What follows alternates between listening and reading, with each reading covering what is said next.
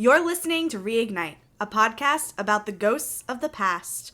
I'm MJ. And I'm Matt, aka Stormageddon. And this week we have a special guest, Ursula of Queer Dungeoneers. Hi! So, Ursula, can you tell us about your podcast?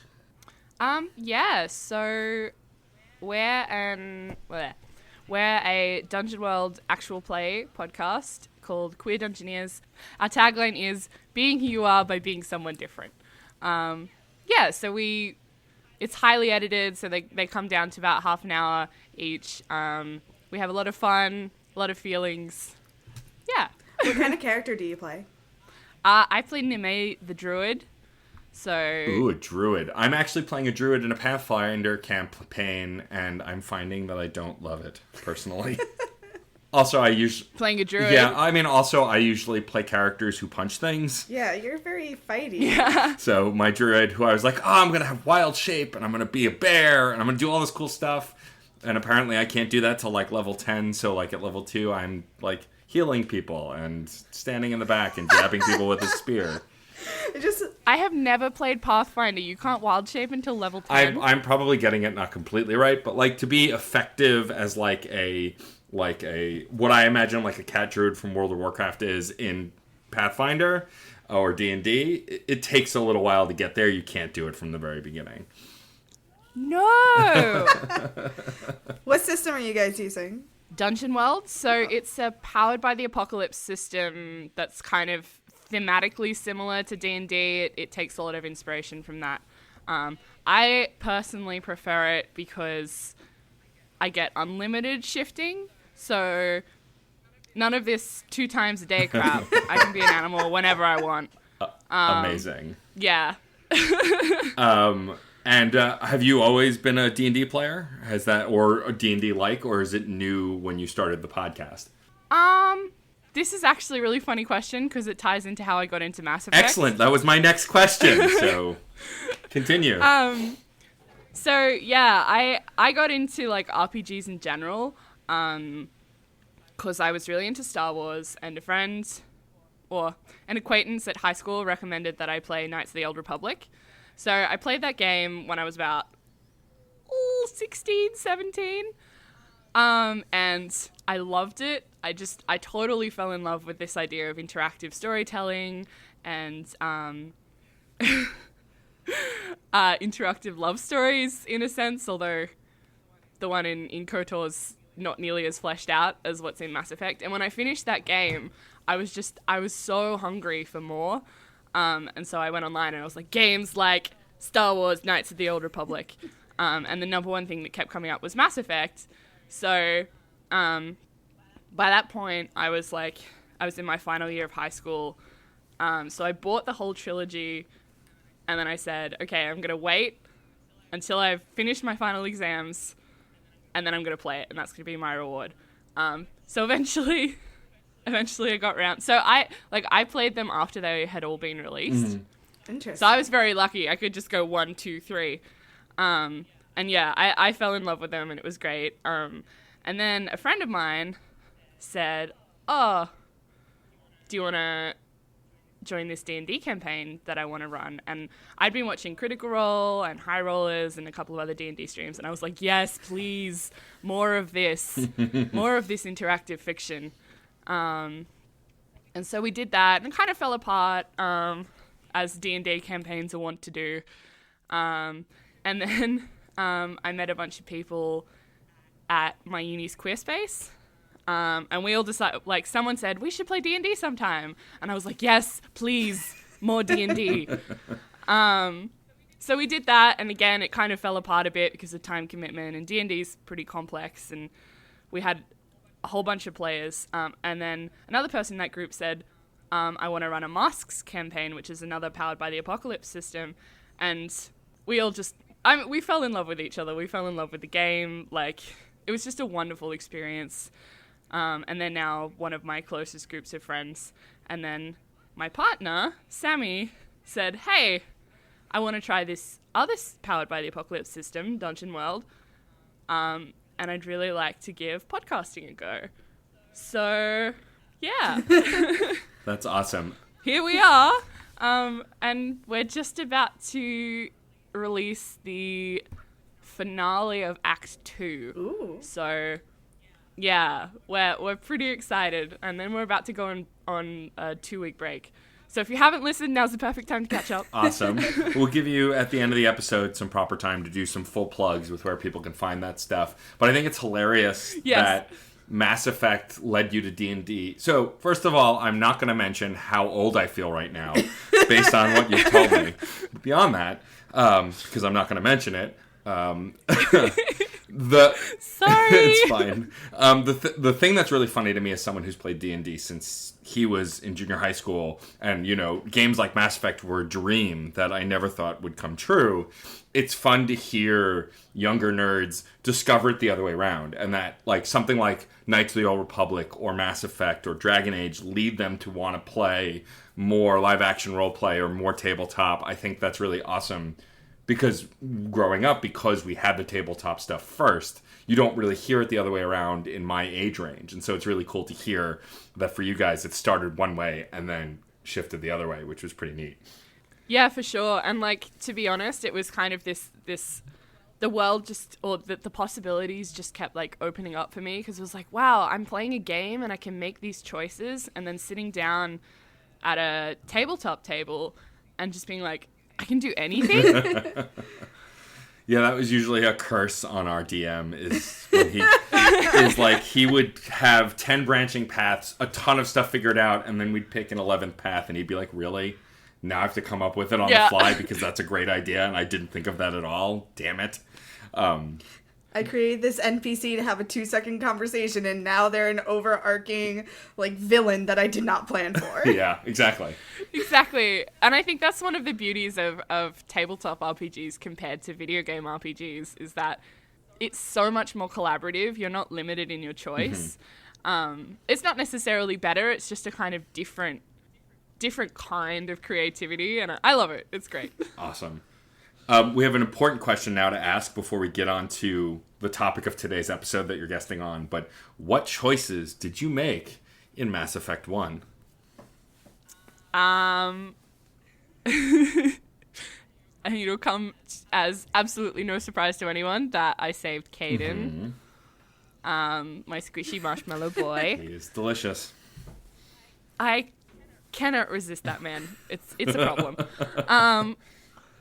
What are the other pertinent choices? Nothing else matters. I'm only kind of kidding. Right? What else matters? So the Rachni Queen, did you save or kill? Yes, I saved the Rachni Queen. Rex, did you fight and kill or keep alive? I kept him alive. Of course. My lizard grandpa. And the Council, did you save them or let them die? I saved them. I kind of cheated a little bit because my first choice, I actually let them die. I angsted over it for a really long time, let them die, and then went, no, I can't do that, and then saved them. Because I thought it's not fair to let civilians die. Even though they suck. Yeah, because I was like, well, think about all the other people on that ship who didn't sign up for this. Yeah. Basically. Whereas all the military people kind of knew what they were signing up for. So I felt better with my choice, even though it wasn't my first one. And then finally, who was your choice for the human representative on the council? Was it Udina or Anderson? Anderson. Of course, Dadderson. Captain Dadderson. Space Dad. He's very important. Okay. Oh, No, sorry. you go. I always feel a little bit bad choosing him because I don't think he's very happy in the role. Yeah. But I also can't stand Udina, the thought of Udina representing humanity. Right? I would so much rather Space Dad be a little unhappy, but I can trust him. You're gonna take care of everyone, and you're never gonna let anybody feel disenfranchised or oppressed. Exactly. Udina's a piece of shit. I love him so much. Okay. And obviously you romance Caden, right? No, you romance... Yes. No. No, I'm kidding. I'm kidding. She's just being cheeky. I would have been really surprised. I mean, well, we didn't romance anyone. You almost romanced Liara. I literally romanced nobody. I don't want to talk about the Liara fiasco. We'll have to at some point. I've romanced Liara once, and I didn't enjoy it. It's complicated. I did. It's a whole side podcast I could do about it, but like I prefer FemShep. I'm playing male Shep sort of against my will, only because I identify as a male, and that's how we're doing this podcast. But like I love Mark Meir. He gave us a shout out. He's the best. I love him. I tricked him into promoting us. I saw that. That was so cool. No, we didn't trick him. We paid him. We earned that promotion. But like. And I love his voice acting. I just like Jennifer Hale's better. I just do. I prefer it. I'm a big fan, and so I always lean towards that. And so, like, my relationship with Liara is really complicated on those playthroughs because, like, I like Liara in 2 and 3, but in the first game, not so much. She's a baby. She is. It's really uncomfortable now as a grown-ass man to engage in that. Someone that... I found that, and I'm 24. Like, I'm younger than how she is in the game, I think, but playing Shepard, who's obviously older than her, at least like psychologically, it's just I don't know. Exactly. Someone I was dating said that she doesn't trust men who romance Liara because that's predatory, but it's okay for women to do it because you're gay. I was like, I don't think that's how that works. Yeah. And she was like, it's your only option. That's true. It is, but still, I don't necessarily agree. Anyway. Yeah, no. We could probably sidetrack about Liara and complicated romances in this game forever, but literally all day. But we have a main chunk of story to get to. Yep, let's get into the summary. Yes. Let me bitch about the Illusive Man. So before you can make any decisions about where to go next, the Illusive Man chimes in with a special mission. The Horizon colony has gone dark, which means a collector attack is imminent. Oh, and by the way, your former Alliance squad mate is there too.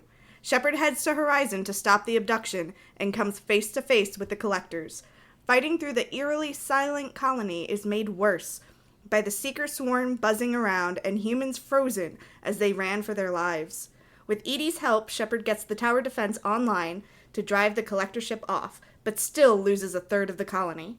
Shepard's former friend appears from the shadows, and the conversation doesn't go as anyone hopes. So to start, talking about the combat in this area, it's one of my favorite missions so far for the combat because it's frenetic in a way that I remember Mass Effect 2 being. Up until this point, I felt like some of the fights were either too hard or too easy, whereas this just felt it felt just right. But I will say, as someone who's played this game many, many, many times, the frozen people with their eyes still watching, tracing you, is still incredibly unnerving. It's very scary.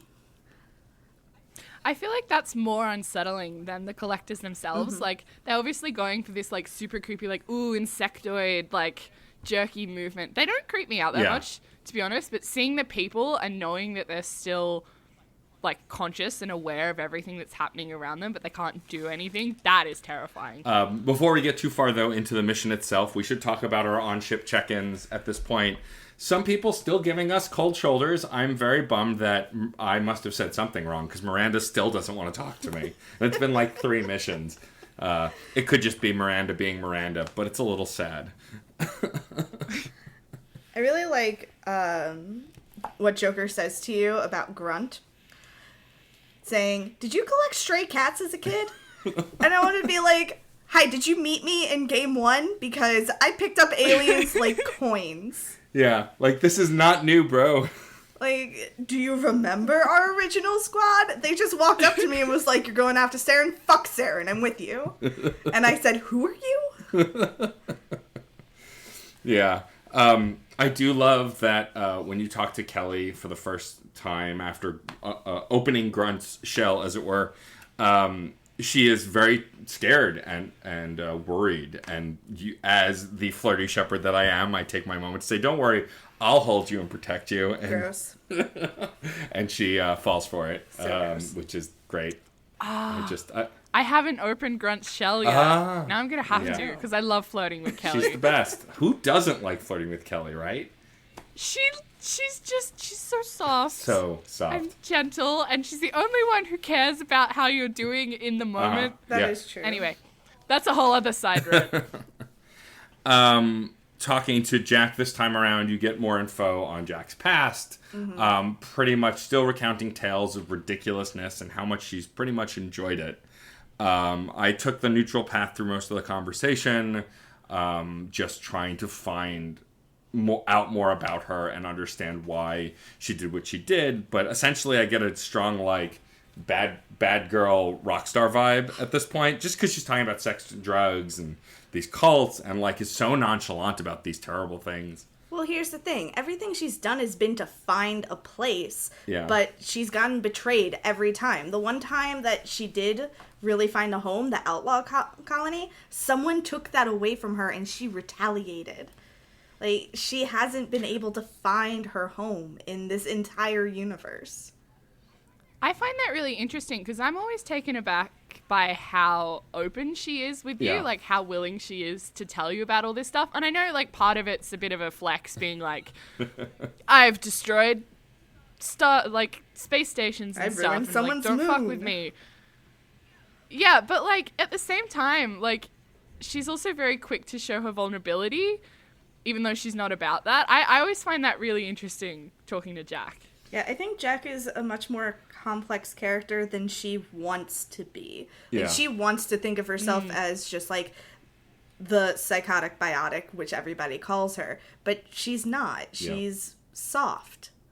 She's kind of the opposite of Caden in the fact that Caden can probably do a lot of the things that Jack does, but tried to hide it for so long and didn't want to be that person. Whereas Jack is the other way around. Yeah. Still the same kind of softness on the inside, but this time doesn't hide it and has done whatever she can to get ahead in life and to protect herself. And they're kind of I feel like two sides of the same coin in the fact that it's how the biotic system can go. Like, these are the two extremes. Someone who is measured and trying to control their powers because they've seen the worst of it, and someone without control because she hasn't had a choice. Well, I think Jack controls herself pretty well, but her temper... I think she has to control herself because of her temper. Right. So she can control her powers, but she only got to that point because she can also, like, dole out her temper as she needs to. Right. Yeah. I think she's... Go ahead. No, I mean, like, they've both been used... Yeah. Yeah. kind of as weapons, right? Or trained to be weapons because of their biotic powers. And they both suffered incredibly for that, so... Yeah. I like Jack a lot. I do too. I'm seeing Jack in a bit of a different light. I will say that coming up the stairs from talking to Jack, this is one of my favorite conversations between Ken and Gabby. Yes, in I the love whole that game, conversation. because literally the whole hook, line, and sinker that Gabby's doing, like, you know, oh, there's this woman downstairs. Oh, I should welcome her. Ah, but she's a crazy biotic. Oh no, but she's only wearing tattoos from the waist up. Oh, I should. And, like, eventually he's like, damn it, stop toying with me, woman.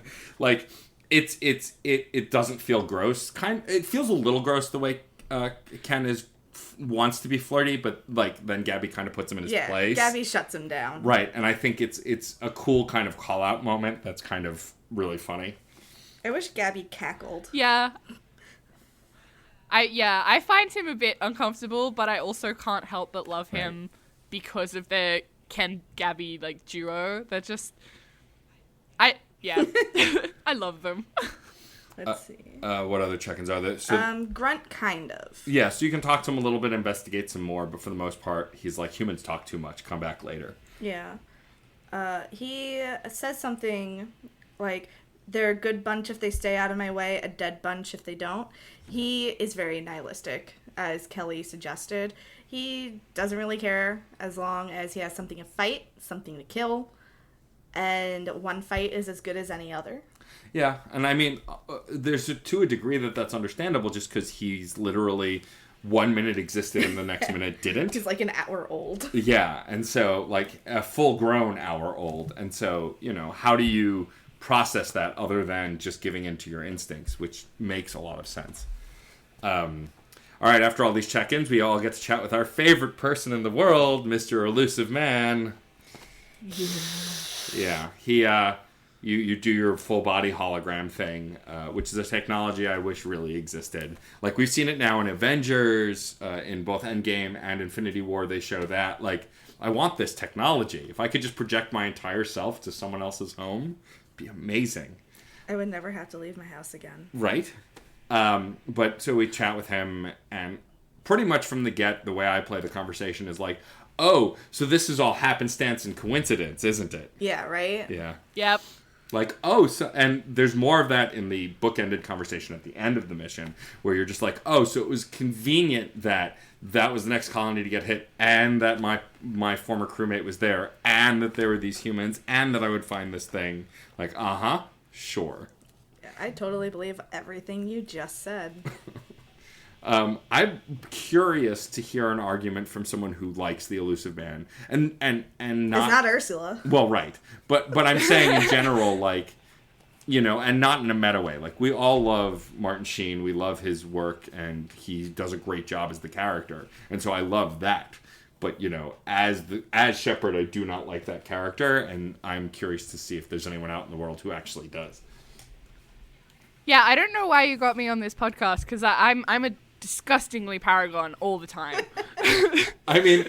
No diverse views here. Well, yeah, I think at this point, you know, if we can't have diverse views, we'll just have louder views of the same kind. Why not? So after you speak to the Illusive Man, you have to talk to Morden, and his smile makes me laugh every single time, where you ask him, like, do you have something? And he does not respond. He just gives you a very small smile. And I'm just like, that's creepy and weird, and I love it. You love science so much, don't you? Yeah, he's so excited. I forget that we get that up-close shot of the collector bugs, the I hated swarmers. it so much. It's just so gross looking. Although something that never occurred to me now, the boss that you fight at the end of this mission is a giant version of the Seeker Swarms. A robotic giant version. Like, it looks similar in shape. It doesn't. I think it does. I don't. Well, all right. I'm sorry, I can't agree with you. No, it's fine. Oh, although I will say... Wait, the giant thing you fight at the end of Horizon? Yeah, I don't think it looks... The big bug thing? A I little. think it looks like a collector and one of the Seeker Swarm bugs mashed together. Okay, sure. Yeah, like it's got that real, It's more like... of a collector face. Well, yeah. And Yeah. it's got the heads of the husks in its mouth, which is really weird. I didn't notice that. Oh, yeah, and look I'm more really closely. freaked out that you put that image in my brain. You're welcome. I did forget that the hulking monstrosities were in The this mission. Scions, I hate the Scions. I hate them worst. so much. Nothing works on them. I warp them and it's... I have a note that's written in a different color here that just says fuck science. That's fair. They're terrible. They do suck. They give me a taste of my own medicine. Like, I use my shockwave on literally everything, and they go flying, and it goes through walls. It's the best. But they're whatever they do that It's destroys shockwave. their shield, it goes through walls as well. And it's like, what the hell? They also use a shockwave. Oh, is that what It's the same considered? power. Yeah, and like I play what's the soldier tech? Is that the infiltrator? Yeah. Yeah. So like I love sniping things from a distance. So when those guys show up and then they do their shockwave and I'm like peeking around the corner to try and shoot them and then like my armor goes down and everything, I'm like, man, fuck, what are you doing?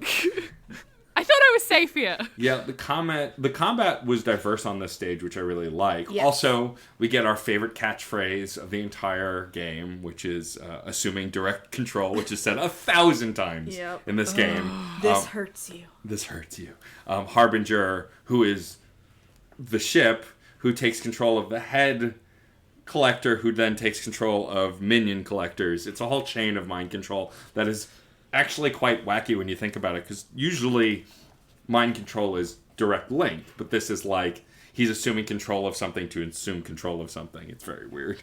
Just real quick, because we neglected to say, who did you bring on this mission? Oh, yes. I brought... Oh, go ahead. Guess first. No, you go. I brought Morden because I figured if something goes wrong with the Seeker Swarm neutralization, like, he'll be there. I know that's not a mechanical thing, but from a story perspective.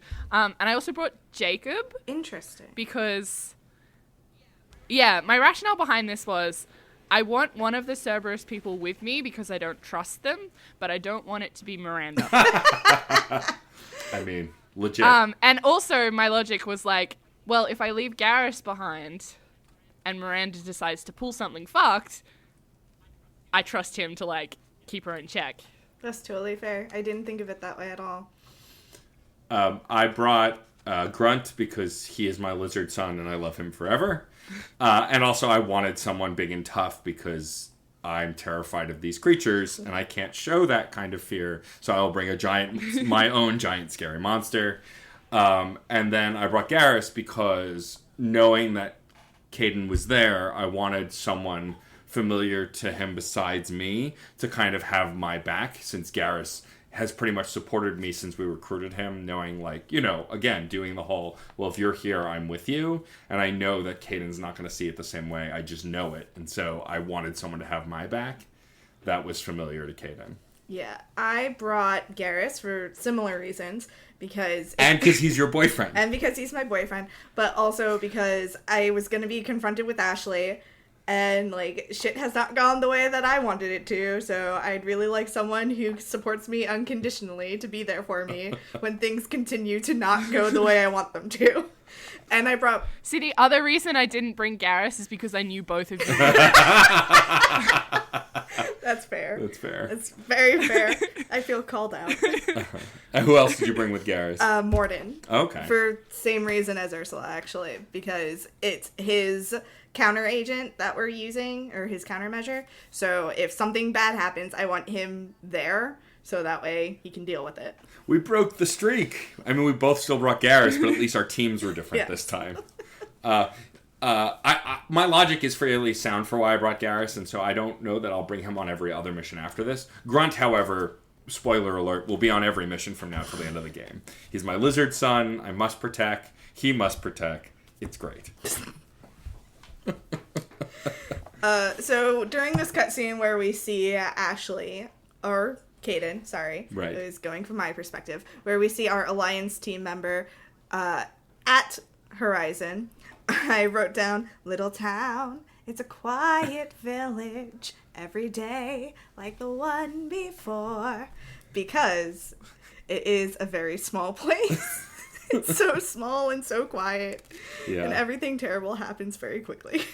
Yeah, I sort of remembered the mechanic that we run into. I mostly remember his bad, like, clearly New York or Boston kind of accent, like this kind of, like, old school gangster. Is he Canadian? He's Canadian! Doesn't sound like it. He doesn't say or a boot once. I don't believe you. Caden's parents... That's like me coming on and being like, g'day. It's a fair point. I mostly say because I have Canadian friends who listen, so they'll get mad. Caden's parents live in Vancouver. That's fair. Oh no, Caden I know is Canadian. I'm talking about the mechanic that we run into. The mechanic! Yeah. I thought you were talking about the mechanics of... No, I was talking about the mechanic, the character. The character who's named the mechanic, that even after he says his name, his identifier doesn't change from the mechanic. Okay. Sorry. At least Ursula and I were on the same page of not being on the same page as you. I definitely heard mechanics. I thought I was pretty clear. Listeners, let me know what you think. But yeah, like, meeting that character, I was like, this guy sounds like he's straight out of, like, a bad New York musical. Like, it's just bad, but whatever. Like, short of going, ayo, way-yo. But I don't do accents, so don't at me. Wow. I couldn't decide if I liked that guy or not. I was like, on one hand, I understand. Yeah. And, like, disenfranchisement with the system and blah, blah, blah. But also, Caden. Well, yeah, when he... How could anyone hate Caden? Right, when he shows up at the end, he's like, oh, of all the people that get left behind, it was you. I was like, dude, chill.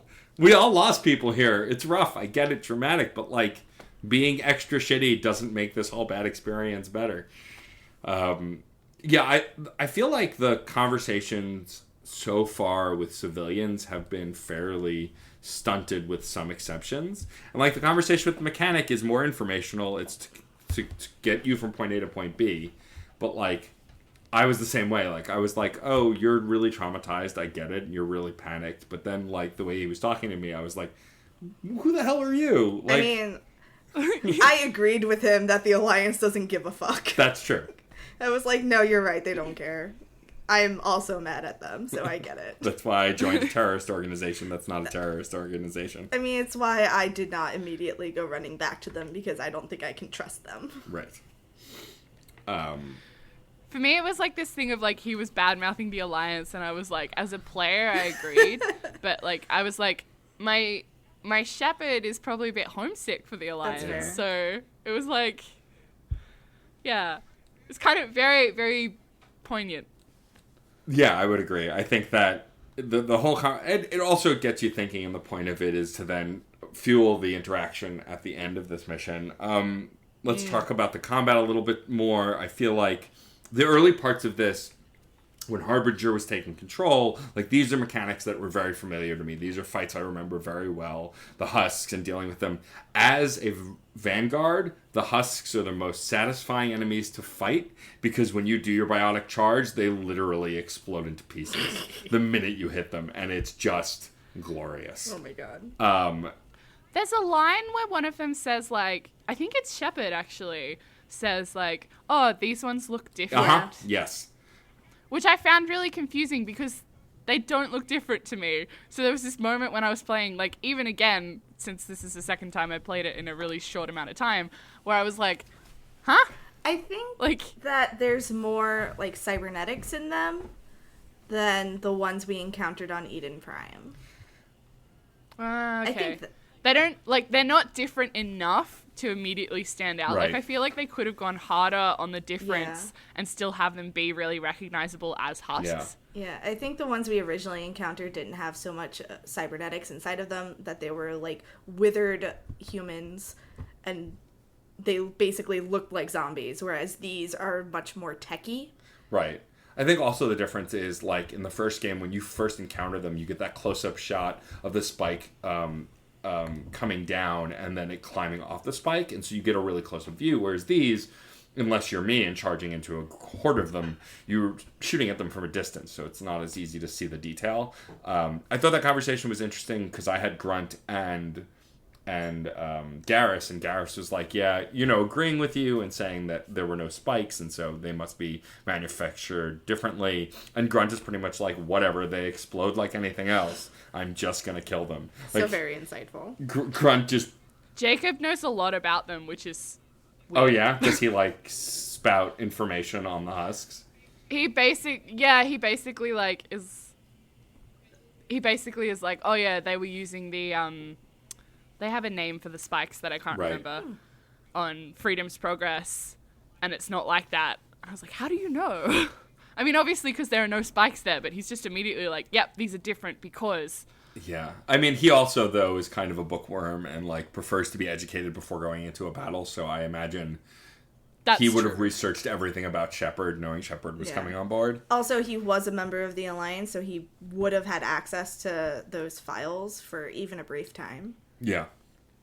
It was just interesting because, like, the Cerberus's, like, access to information is obviously, like, a big part of this game, and Jacob doesn't always buy into that. So it was like, it was interesting to see him do that. But yeah, also, he's very invested in the human colonies, so it makes sense. Yeah. Let's see, what else happened during this section that we can talk about? So...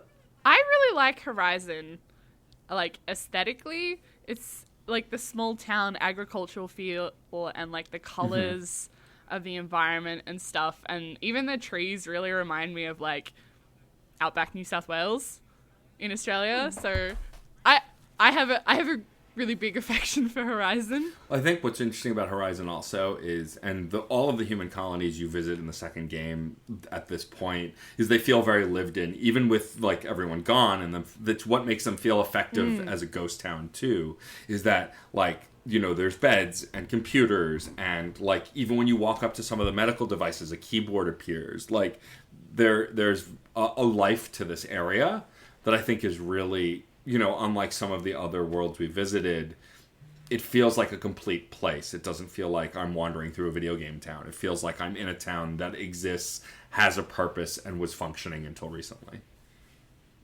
There's always something about, like, cups and plates and cutlery and stuff just left on a table. Yeah. in these kinds of environments where everyone's just up and disappeared, which I like. I always enjoy that when they bother to put that touch in, because it makes it feel like, yeah, they've just left in the middle of a meal. Like, also, as my shepherd, I will say before we get to the big conversation about the interaction with our alliance mate, seeing the opening cutscene where Caden or Ashley is walking with the professor whose name I can't remember. Lilith. Yeah. Like, when that starts to happen, I got really anxious, because I saw Caden for the first time, and, like, as my shepherd, I'm feeling these feelings. Like, I'm worried and concerned, and I know what's going to happen. And then as soon as the collector ship comes overhead, like, my panic amplifies because I know what's coming. Like, and so it's a little bit of a meta, like, oh god, they're screwed. And because it's been a while since I played this game and clearly gotten things wrong as we talk about it, I don't remember everything. And so I don't remember what happens. And like, knowing that Caden does get frozen, I'm like, oh god, does he get taken? I don't remember. And so that was like... Yeah, I had the same thing. I didn't remember that he went into stasis, and then I was like, well, I know we talked to him. What happened? Like, is he okay? Yeah. Exactly. And so that was really interesting to me. And they play the mood of this area really well, too. You know, like, it feels creepy when it feels creepy. It feels impending when it feels impending. And I think that the tone in the second game is so much stronger than the first game. First game was good, too, but, like, they really know how to play the emotion of the moments in the second game. I agree, except I don't find Harbinger to be as compelling as a villain as Sovereign. Yeah. That's fair. Or Saren. Yeah. Like the fact, this is the first time we've encountered the Collectors properly, after dying. And, like, all they're saying is, like, assuming direct control, this hurts you, you can't run, Shepard. And it's just, like, just over and over and over again for the battle. And I just started to get this feeling of, like, okay, shut up. Yeah. Like, it didn't have that same sense of, like, I wasn't scared of Harbinger. Yeah, there's kind of a disconnect because you don't ever actually face Harbinger. No. I think the fear for me comes in when, towards the end of the game, when you see the real stakes on a personal level, and we'll get to that, I don't want to spoil it, but, like, that's when I really get scared. But yeah, at this point, I'm just kind of like, bug people, whatever. And it's like, oh, they know your name, but it just doesn't feel... I don't know. There's something about it just doesn't hit the same way that Sovereign did.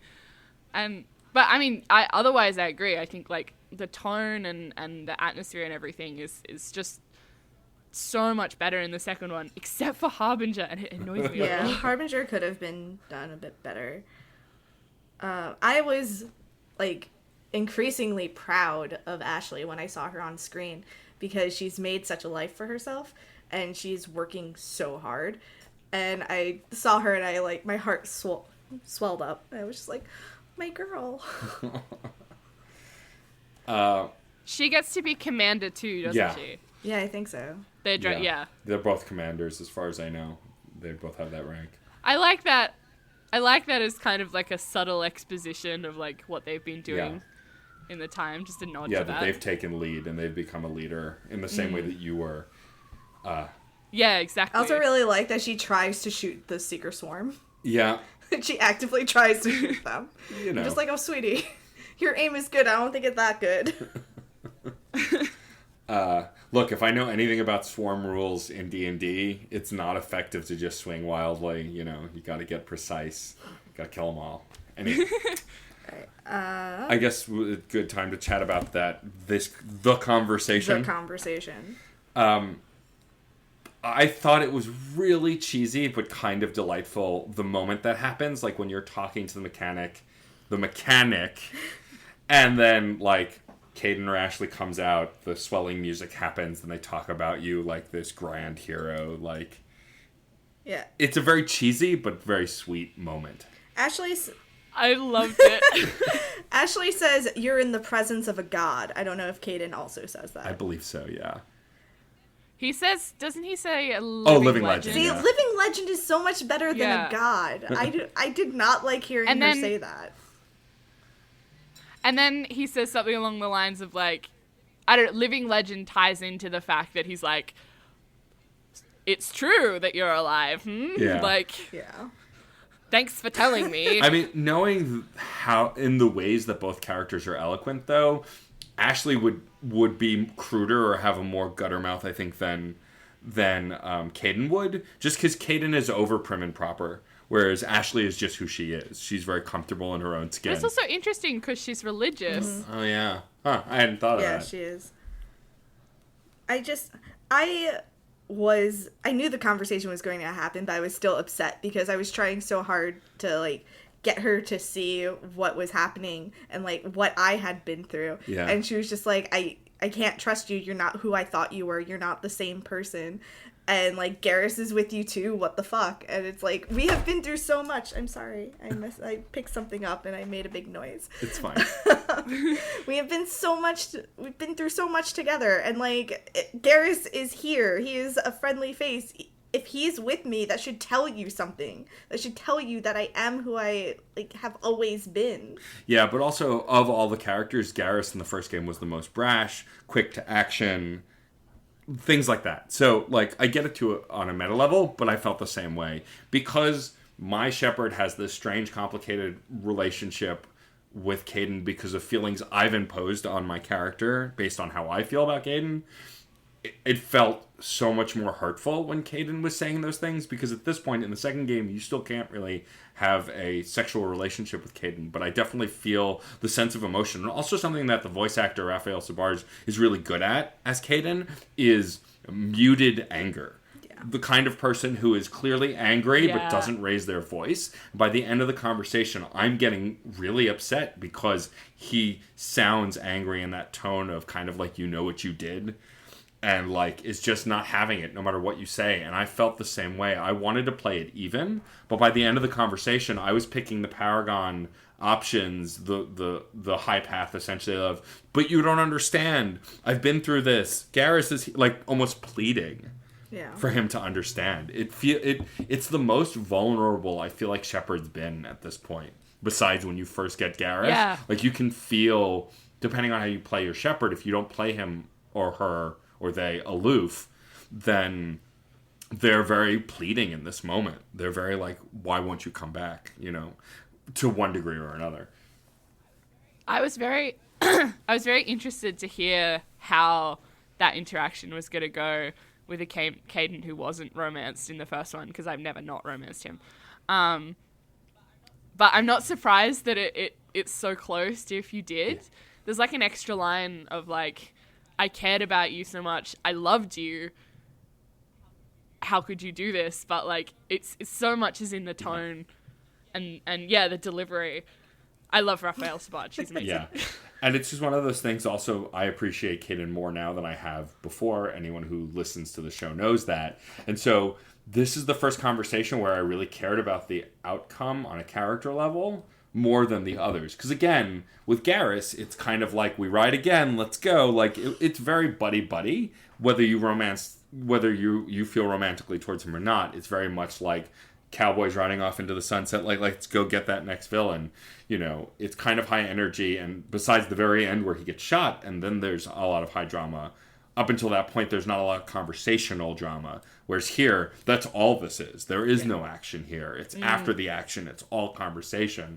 And I feel like it's more wounding because of that. And I think, like, when you first run into Garrus again, there's this, like, moment. He's a safe haven, right? Like, you're with Cerberus, you don't know what's happening, and then Garrus is there, and you're like, oh, thank God, familiarity, someone I can trust. But then it's not the same when you run into Caden or Ashley, because there's that enormous ambivalence of like, how are they going to react? And then it's badly. Yeah, period, pretty much. No good can come of this. And then when they walk away, like, I very much felt, as my Shepherd, like, no, come back. Yeah, same. I was like, I think the first time I played through on this run, I did take Garrus, and as Shepherd turns away, I was just like, I just wanted her to like open her arms for a hug, and Garrus just like give her a big hug and be like, it's okay. Someone please give me affection. It's okay, you don't need him, it's fine. You know, like just, yeah, that moment of like, And then I can't remember what exactly Shepard says, but it's something along the lines of like, we have to get on. Oh yeah, it's. And my heart just broke in that moment because I was like, I'm feeling so much, and like the way I'm playing you, you're feeling so much, but like this is your job and humanity is at stake, and we just have to like keep going.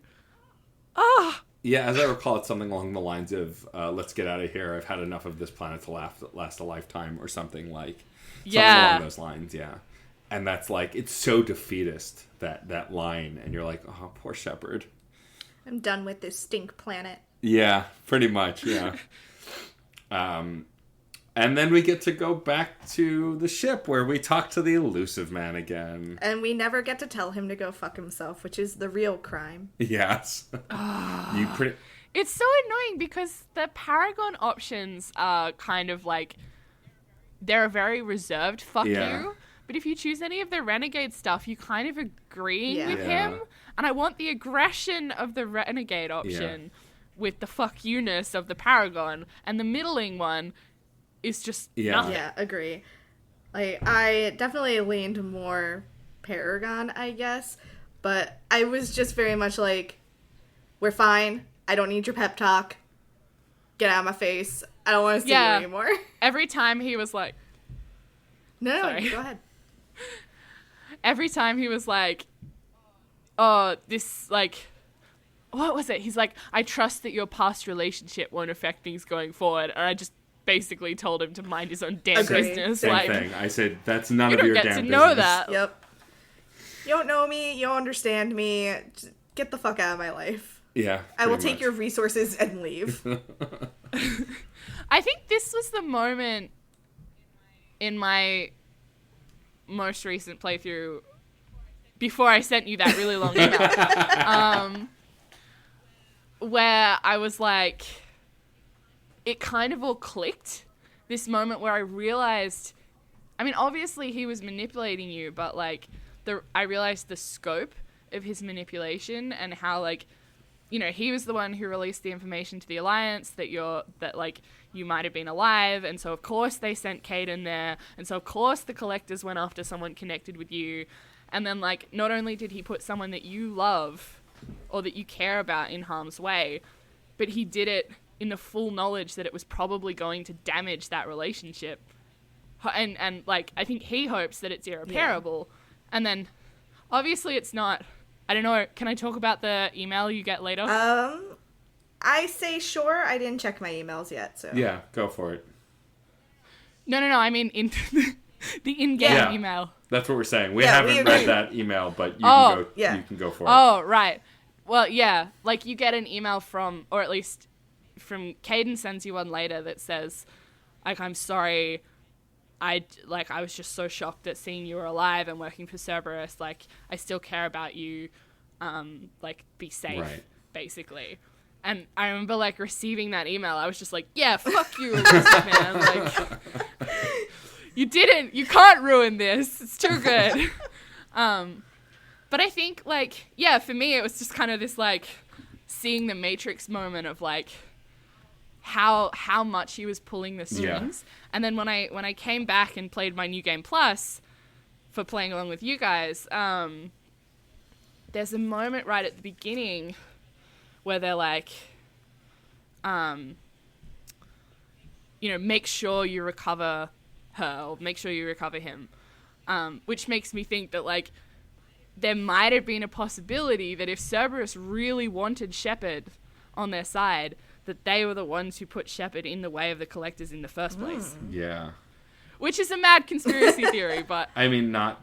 I wouldn't put it past the Illusive Man. Yeah, it's not the craziest thing I've heard, for sure. Yeah, this whole tail end to Horizon is really kind of bleak. And so getting that email is obviously a nice surprise, but, like, even after the conversation's over, Jacob's there waiting for you, and you chat with him. Like, this is the darkest Jacob's even sounded, because for the most part, he's trying to make the best of a bad situation, but here he's like, after hearing the conversation, he's like, oh, we really may not come back from this. I better finish, like, the finality of, like, oh, I guess I better wrap some shit up. Maybe everyone else should, too. Yeah, it's kind of your first hint at loyalty missions. Yeah, and it's just... But he seems so discouraged in that moment. Because usually he is a pretty bright spot for the most part. And in that moment, he's just like, yeah, we might be fucked. And it's the first time you've really heard that from someone on the Cerberus side. Because Miranda's pretty bullheaded as far as, like, stubbornness goes. Any other additional points about Horizon? No, I think I'm good. Oh, I had a question. Sorry, I meant to ask it before. Did Caden hug you, Matt, when you first encountered him? No, he didn't. Yeah, see, I got a hug. Because you romanced him. Yeah. Yeah. So it's like, yeah, it's this massive, like, kick in the guts of, like, he sees you, he gives you this massive hug, you're standing, like, really close to each other for the rest of the conversation, and then he's like, what the fuck? And you're like, wait, what? Yeah, for me, he shakes your hand and then steps back and just kind of talks at you. Yeah. Oh. And so, like, I'm just like, but it's weird imprinting how I feel about this character on this character versus being able to actually interact, which, like, as a bisexual white male who is straight presenting because he married a woman, I realize I'm coming from a place of privilege where I feel like a lot of players of different parts of the queer spectrum have to do that all the time. I'm doing it in this one instance, so I shouldn't complain that much. But it gives me at least a fraction of understanding of what that's like. Yeah, but it still sucks. And also, I feel like Caden is a hugger anyway. I would expect that. Like, I feel like he'd hug you anyway. So... No hug. Yeah. Did you get a hug from Ashley? No, I got a handshake. Yeah, I think it's the non-romance mechanics versus romance mechanics for that. Yeah, I know. Also... Lame.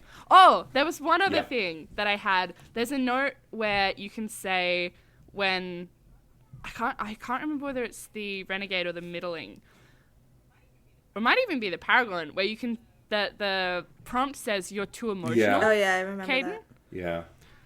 I hate that so much. Yeah, it was... I did not say it. Yeah, I didn't say it either. I think it was the Paragon. Me neither. I chose not that option because nobody wants to hear that shit. And, like, Caden cops so much flack from the fandom, or primarily the male fandom, for being a squishy, emotional boy. Like... it annoyed me. No, it's legit. Like I said, as a more mature-ish adult, I definitely see Caden in a completely different light. And but I was never going to say that to him. Because I was like, I hate when people say that shit to me. I'm not going to do that to someone. I know, right? And, like, I don't know. It's that thing of, like, well, if you say it to a woman, then you're definitely being sexist. So... Yeah. Just don't say it to anyone, huh? I'd say I'd agree with that. Yeah. Okay. So that was Horizon. Let's move forward to Fandom Corner, which Ursula has something. Sorry. What was that? I have one more. Sure. Just read the Illusive Man. I know he's supposed to be a villain, and I know you're not supposed to like him, but there's something that's so realistic about him, which makes me, like, the reason I dislike him so much, the reason he, like, basically makes my skin crawl is, like, there are men in positions of power, white men primarily, in positions of power, like his, who are pulling these strings, who are manipulating people, and, like, it's not just this scary video game villain, right? It's like, these people exist, and so I feel like it's really easy to be like, oh, no, you're not supposed to like the Illusive Man. Of course he's the main villain of the game, blah, blah, blah. But, like, he's such a compelling villain because he's so real. Yeah, I mean, it's why we hate Umbridge more than we hate Voldemort in some cases. Yeah. Yeah, exactly. Because there are educators like her, and, like, there are actual people like her in positions of power, and it grounds you in reality and reminds you that people who behave this way, who take evil actions, really do exist. They're not snake-nosed boogeymen that appear from the darkness. Exactly. And I think especially if you're playing femshep, and especially like as a, you know, a queer woman playing the game, like for me it's just extra uncomfortable. The way he talks down to you, the way he manipulates you, the way he gaslights you, like the way he plays with your relationships. Definitely. It's just bleh. Yeah, I've been noticing that a lot more this time around as well. So I've been, like, really missing having that option to tell him where to stick it, basically. So, like, that one bit where you tell him to mind his own damn business, I'm just like, just little morsels. Yeah. More of them, please. Exactly. Okay. That was my Illusive Man rant. Thank you for sharing. Are we ready to move on to Fandom Corner? Yes. No, sorry. it's okay. So Ursula brings us... Miracle of Sound, who is a YouTube musician who does tons of video game related stuff. He's teamed with our very own Dan Bull, who does our theme song. And do you want to talk a little bit about some of the Mass Effect stuff he's done? Yeah, so I haven't listened to heaps of his stuff, but a friend of mine, actually a fellow player on Queer Dungeoneers, keeps like adding his songs to her character playlist. And so I was like, oh, I wonder if he has any Mass Effect ones. And my favorite one is just called Commander Shepard. And hold on, just let me pull up the lyrics. Yeah, so the chorus is, because no matter what scars you bear, whatever uniform you wear, you can fight like a Krogan, run like a leopard, but you'll never be better than Commander Shepard. Nice. It's just a lot of fun. Sounds good. Yeah, I'm a fan of Miracle of Sound. The last thing I remember seeing that he had done when I think the first or second of the new Tomb Raider games came out, he did a song with an internet personality named Lisa Foyles about Tomb Raider, and she sang the song. And he played guitar and other stuff and did a lot of the music production. And so I've always been a fan of his stuff. I'll have to go back and check out his Mass Effect stuff because I don't recall it off the top of my head. But if anyone listening is a fan of kick-ass versions of video game music or songs about video games, which is more the stuff he does, I would go check out Miracle of Sound. Yep, that's miracleofsound.rocks, R-O-C-K-S. Thank you for bringing that, Ursula, and for reminding me that it's a thing I know that I should pay more attention to. All right. Should really thank Scarlett. She's the one who Thank you, suggested it. Scarlett. Thank you, Scarlett. Okay, so you don't have any new emails. Do you want to do this review? No, I'm good, thanks. Let's see. If you follow us on Facebook or Twitter or Instagram, you might have seen that we got a shout out from one particular Commander Shepard. Yes, we're going to collect them all, but at this point, I want to do a hearty thank you, if he happens to listen, to Mark Muir for giving Reignite Podcast a shout out, for being on Cameo and allowing us to book him to do that. It was really cool. I got to share it with a childhood friend of mine and sent it to him, and he was like, dude, is that the voice of Shepard? I was like, yeah, it is. So that was really fun. Thank you, Mark. You are an incredible, awesome nerd. We appreciate you. I was still in California when we did it, and my husband saw it and messaged me, all caps, yo! He was very excited. But yeah, that was pretty cool. And also, the tweet that we sent out that's gotten an insane amount of views and retweets at this point was liked, and I shared this online, by the voice actor of Morden Solis as well. So, you know, he's out there watching. We're working our way. Yeah, exactly. And we've gotten some likes and retweets from Courtney Taylor. Like, we're getting them. We'll get their attention. I'm trying. They'll listen one day. Okay. All right, so that's really all we have. If you write us a review, we will read it on the podcast. If you send us an email, we will also read that, unless it's a novel, in which case I will take certain bits that I like. Isn't that right, Ursula? Sorry. You're not, though, really. I'm not sorry in the slightest. So, I love that other people started picking up my PPPs. The next email that you read that had a PPPS, I was like, hey. Well, you paved the way. You let people know that it was okay. You walked so others could run. So our next episode, we're going to be talking about the Citadel. It's basically our break between missions. We're going to go visit the Citadel, talk to Captain Datterson, see what there is to see, talk about the ways that they've remodeled the Citadel, stuff like that. And just talk about anything else that needs to be talked about before continuing on with whatever squad mates there are left and loyalty missions. If you guys heard a crack, that was my knee. Okay. I did not. So this is the time where Ursula gets to promote herself. Yay! Hi! It's me! You can find me on Twitter at Tired Magpie, or you can find Queer Dungeoneers on Twitter at Queer Dungeons, or we're also on Facebook.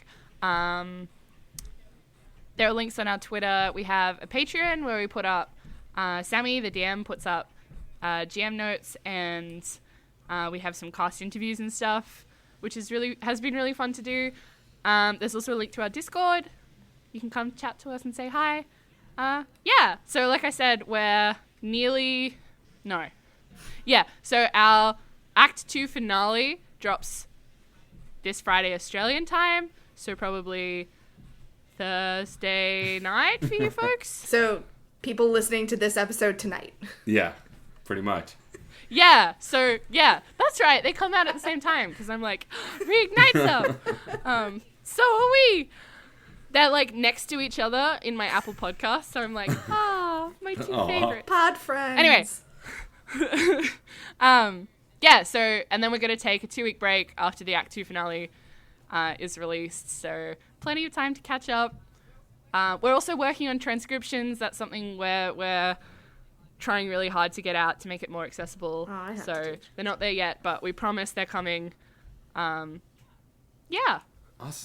Thank you for having me. Thank you for being here. Yes, seriously, thank you. It's always a pleasure to chat with folks. What the miracle of this podcast, among many things, is that I'm finding people who I knew existed and who I had in my small social circle, but like to the nth degree now, people who are as passionate about this game as I was and about storytelling in general. Like I knew they existed, but it's great to get to interact with them on the regular. Yeah, definitely. It's lovely when like something means so much to you and you can share it with people. And we've been getting a ton of really nice reviews recently because we're at the finale and just kind of like seeing that they love what we're making and they love what we love. It's wild. Yay. So if you like what you heard here, follow us on social media. We're at ReignitePod on Twitter, Tumblr, and Instagram, facebook.com/reignitepod, or send us an email at reignitepod@gmail.com. You please rate, review, subscribe. Again, as we said earlier, if you review us on any podcatcher, but especially iTunes and Facebook helps the most because it gets us extra visibility. We will read it on the show. We appreciate it. I'd like to think we're a 5-star podcast, but you follow your heart, I suppose. 5-star podcast, 3-star humans. Yeah. Oh no, I wouldn't even go that far. I'd say maybe I'm a 2-star human, but either way. I think you're a 3-star human. Aren't you the best? Also, of course, you can find us on certainpov.com. Quick shout out to Case Aiken, who does all of the episode graphics. He is a champ. But you can find his and many other podcasts on that website, as well as our Discord server.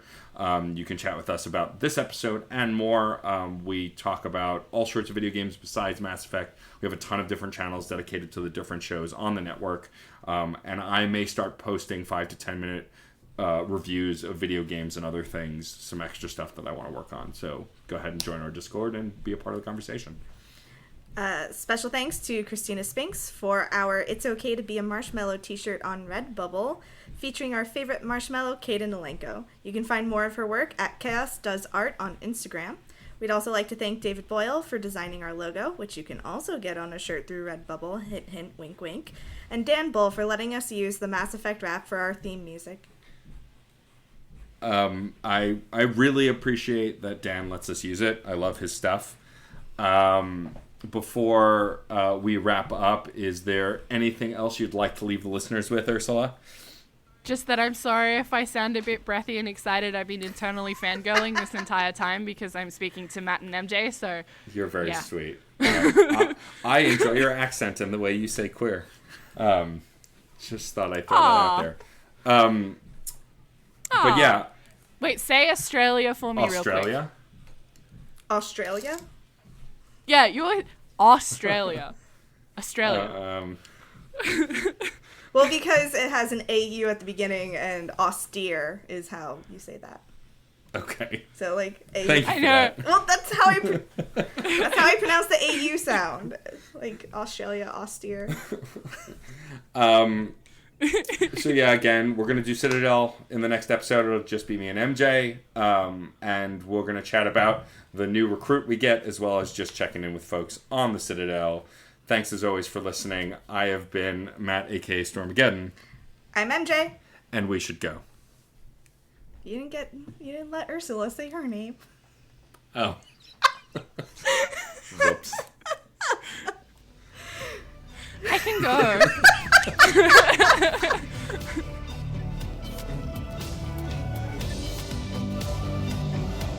You're listening to Reignite. I'm Commander Shepard, and this is my favorite podcast on the Citadel. Welcome to Queer Dungeoneers. This is an unbearable experience. If someone was listening to this, they would say, this is pure silliness. I'm going to turn into a really big cow. Moo. It is Baramos of the Fourth Circle. Free me from this orb. Do you have Baramos in your bag? No? You can tell me if you've got Baramos in your bag. No, I've got rations. You've got Baramos in your bag! No, I don't. Nim, what have you done? Queer Dungeoneers, an actual play podcast about being who you are by being someone different. Get it now! I am great and nothing can hurt me.